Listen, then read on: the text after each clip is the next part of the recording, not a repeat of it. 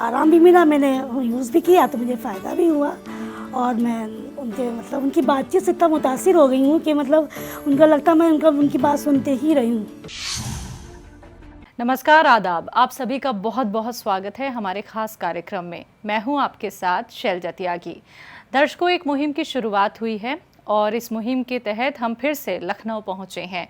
आज हम मौजूद हैं सरोजनी नगर में, जहां पे हमारे साथ हमारी बहुत ख़ास पेशेंट मौजूद हैं। जी हाँ, मैं बात कर रही हूं रज़वीन बानो जी की, जो खुद का ख्याल कैसे रखती हैं, हकीम साहब से कब से जुड़ी हुई हैं और कौन कौन से नुस्खे वो हकीम साहब के अपना के खुद को सेहतमंद रख रही हैं। ये सारी बातचीत करने के लिए आज हम उनके घर पहुँचे हैं। तो चलिए बिना देरी किए उनका स्वागत करते हैं। बहुत बहुत स्वागत है मैम आपका, शुक्रिया आपने अपना वक्त हमें दिया। नमस्ते। आपकी उम्र कितनी है? 63 ईयर्स। हकीम साहब से कब से जुड़ी हुई हैं? कैसे आप हकीम साहब से जुड़ी? जी, मैं टेलीविज़न के ज़रिए जुड़ी हुई, 2018 से मैं जुड़ी हुई। 2018 से? जी जी। तो आपको क्या दिक्कत परेशानी थी मैम? मुझे स्लीप डिस्क शिकायत हो गई थी बहुत पहले, कम से कम 10 साल पहले हो गई थी। तो उसमें मुझे बहुत परेशानी थी। तो दवा चली, अंग्रेज़ी दवा बहुत खाई मैंने, तो उससे आराम मिला, लेकिन फिर वक्ती आराम मिलता था, फिर ठीक हो जाता था। इंजेक्शन वगैरह भी लगे मेरी रीढ़ की हड्डी में, तो फिर तकलीफ़ कभी कभी बहुत ज़्यादा बढ़ जाती थी कि मैं बैठ भी नहीं पाती थी।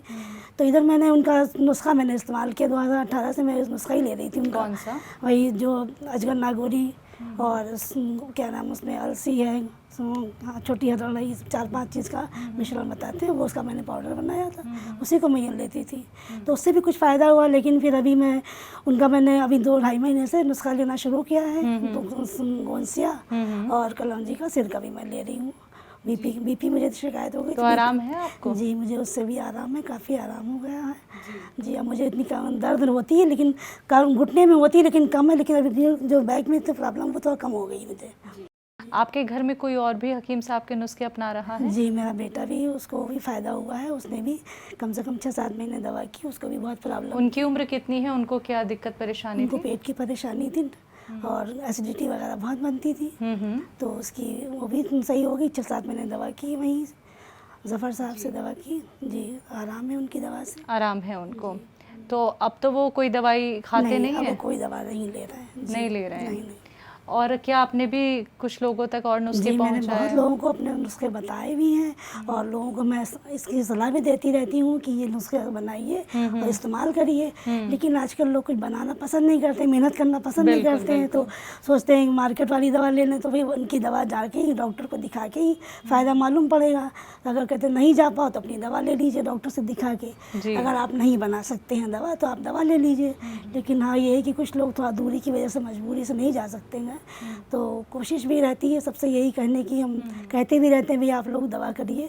इनकी दवा से फ़ायदा मुझे हुआ है, तो हम लोगों से भी यही उम्मीद करते हैं कि दवा करिए उन्हीं की। बिल्कुल मैम, टीवी पे तो बहुत सारे प्रोग्राम आते हैं, बहुत सारे लोग अपनी अपनी दवाइयाँ बताते हैं, लेकिन हकीम साहब की ऐसी कौन सी बात आपको छू गई या फिर आपको हकीम साहब का कौन सा नुस्खा इतना अच्छा लगा कि आपने हकीम साहब को ही फॉलो करना चाहा? नहीं, मुझे हाँ देखा तो मैंने बहुत, लेकिन इनका मैंने जब से देखा है तो मुझे आराम भी मिला, मैंने यूज़ भी किया तो मुझे फ़ायदा भी हुआ। और मैं उनकी बातचीत से इतना मुतासिर हो गई हूँ कि उनका लगता मैं उनकी बात सुनते ही रही हूँ। जी, ऐसा लगता है मैं प्रोग्राम देखती हूँ, उनकी बात सुनते ही रही हूँ। और लोगों को इतनी परेशानियाँ दूर हो रही हैं तो वो भी तकलीफ़ सुनती हूँ, तो उनको ही फ़ायदा हो रहा है। तो मैं बात सुनती हूँ बहुत ध्यान से कि अच्छा है, लोगों को फ़ायदा हो रहा है, तो मैं भी यूज़ करूँ, मैं भी फ़ायदा उनसे उठाऊँ। हकीम साहब के नुस्खे भी लिखती हैं आप? जी, मैं लिखती, मेरी डायरी भी बनी हुई है। डायरी बनी हुई है? कब से आप लिख रही हैं उनके नुस्खे? 2018 से मैं उनकी डायरी बनाई हुई हूँ, बराबर नोट करती हूँ और लिखती हूँ। तो घर में आप कौन कौन से नुस्खे अभी तक बना चुकी हैं? मेरे नुस्खे उनके वही जो है अजगर नागौरी है और उसमें 4-5 चीज़ों का उसका बना के रखा है। और क्या कहते हैं, अलसी वगैरह का पाउडर बना के रखा है। वो कभी बताते हैं ऐसे कुछ दिक्कत है उसको भी ले सकते हैं।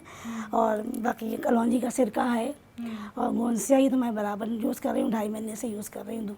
गोंसिया कड़वा तो नहीं लगता आपको? पानी से खाने में दिक्कत तो नहीं होती आपको? नहीं, कोई दिक्कत नहीं है। कोई दिक्कत नहीं होती है? कोई दिक्कत नहीं। जी। तो कितना परसेंट हम आराम समझ सकते हैं गौनसिया से आपको? हाँ, इधर मुझे कम से कम 80% आराम तो हुआ आराम हुआ जी, है। 80% इसके अलावा कोई और दवाई तो नहीं खाती हैं? नहीं, अब कोई दवा, मैं बीपी की भी दवा लेती थी, अब इधर मैंने बीपी की दवा कम से कम 1 डेढ़ महीने से मैंने कम कर दिया लेना।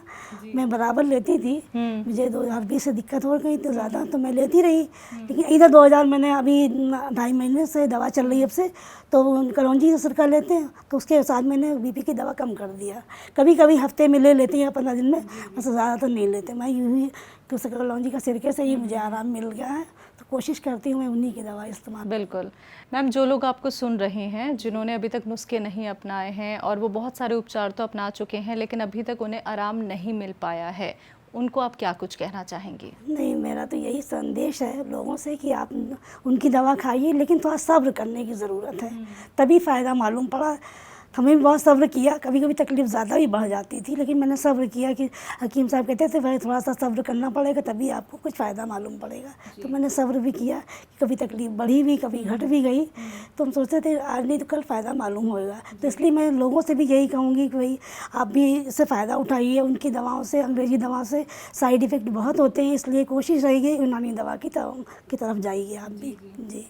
कभी आपको कोई परेशानी उठानी तो नहीं पड़ी मैम जब आपको तकलीफ होती थी या फिर तकलीफ बीमारी बहुत होती ज़्यादा थी? पड़ी, तो बहुत तकलीफ हुई मुझे, बहुत घर ज़्यादा। वाले परेशान हो जाते हाँ, थे? मैं एडमिट भी हो चुकी हूँ इसकी बैक परेशानी से, तो बहुत ज़्यादा तकलीफ हो चुकी है, तो इसलिए अब मुझे बहुत घबराहट होती है अंग्रेज़ी दवा से।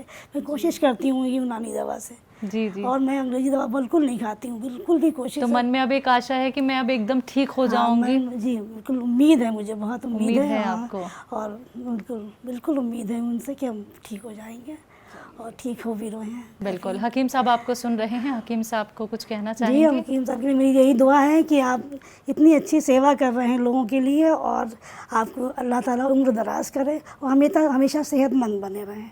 बस यही लोगों के लिए हमारी सबकी यही दुआ है। बिल्कुल मैम, बहुत बहुत शुक्रिया मैम अपने घर हमें बुलाने के लिए, अपना वक्त हमें देने के आप आई, लिए। बहुत बहुत शुक्रिया आपका भी, मेरे घर तशरीफ लाई, बहुत शुक्रिया आपका। शुक्रिया मैम आपका भी। तो आप सभी ने सुना रज़वीन बानो जी को, वो कैसे खुद का ख्याल रखती हैं, और एक उम्र ऐसी आती है दर्शकों जब आपके अपने भी आपका साथ छोड़ देते हैं, जब आपको कोई तकलीफ़ हो जाती है, जब उस बीमारी का कोई निवारण आपको समझ में नहीं आ पाता है, आप दूसरों पे डिपेंड हो जाते हैं। लेकिन अब आपको किसी और पे निर्भर होने की ज़रूरत नहीं है, लेकिन उसके लिए आपको करना क्या है? आपको हमारे साथ जुड़ना है, हकीम साहब से जुड़ना है, सेहत और ज़िंदगी प्रोग्राम का एक हिस्सा बनना है। तो आज के इस खास कार्यक्रम में बस इतना ही, मुझे दीजिए इजाज़त, नमस्कार।